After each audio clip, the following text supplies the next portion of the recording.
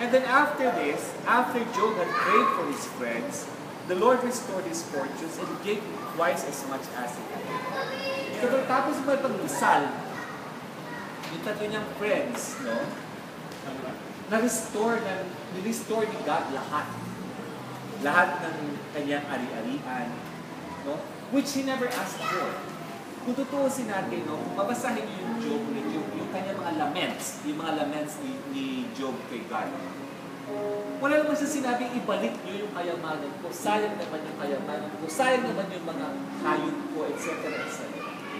Ang problema, ang crisis to talaga ni Job was more of the spiritual one. Na parang bang, nasaan ka Panginoon? Dati lagi kitang kasama, laging nandiyan ang presensya mo. Ngayon wala na. Kung kailan ako in the middle of the crisis, saka na wala. Saka hindi kita mahanap. Saka hindi mo maharap sa akin. Saka hindi mo akong pinapangkol. Yun ang problema malaki ni Job. Hindi niya problema yung kayamanan ng nawala. But then, nung na-restore siya ni God, ni-restore siya twice over.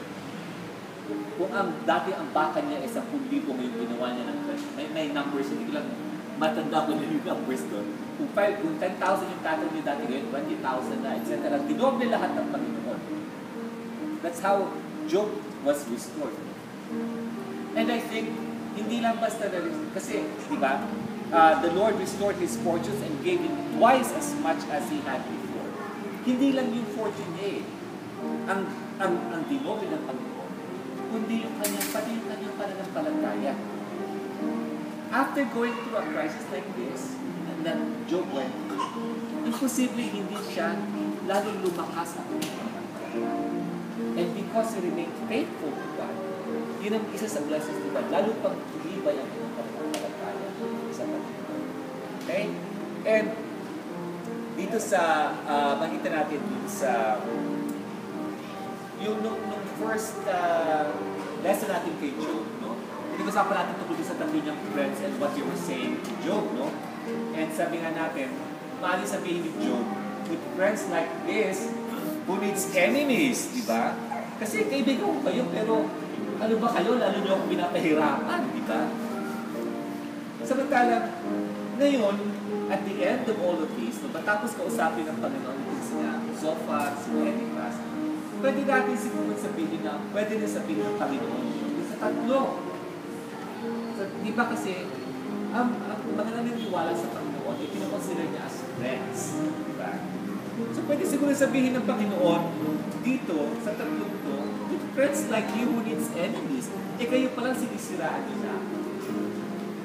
Paano ba nila siniraan ito ng tatlong friends? Paano nila nasiraan ng Panginoon? By misrepresenting God. And we also do that. Sometimes we're guilty of that. Pag meron tayong pinapagalitan na, ikaw talaga magagalit sa Panginoon. Ako, yung mga tao niya, hindi yan tatanggapin ng Panginoon, yung mga tao niya. Kung meron kayo nakapanood sa TV, yung mga evangelists na who are supposed to be speaking of the love of God, pero panay hatred for certain groups of people ang kanilang nadidinig mo sa kanila, di ba? May mga ganun doon na mga evangelists eh. Or yung mga super zealous na mga Christians na sinasabi na yung mga ibang tao na hindi tatanggapin ng Panginoon. Ganun yun. They are misrepresenting God. And God can tell them, with friends like you, I don't need enemies. Kasi kayo pala nasisira. So, we should also be like that. No? We should also be careful. Whenever we talk of God to other people, we should make sure that we do not misrepresent God. Dapat yung sasabihin natin tungkol sa Panginoon ay tama.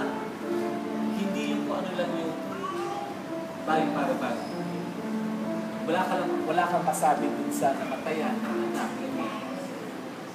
Kasi kailangan ng Panginoon ng isang pangulaklak kung sa kanyang garden sa taas. Parang, iba yun. Diba? Iba yun. Ganun ba yun? Kaya pinugan ng Panginoon yung anak mo. Kasi kailangan niya ng sa pang-angel mo sa ay mga gano'n. Innocent little things. But they can be misrepresentations. Okay? And then, isa pa, is that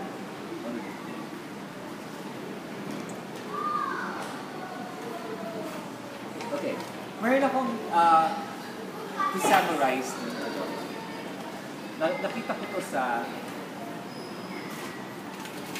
by Spurgeon, no? sa internet. We are not all like Job, but we all have Job's God.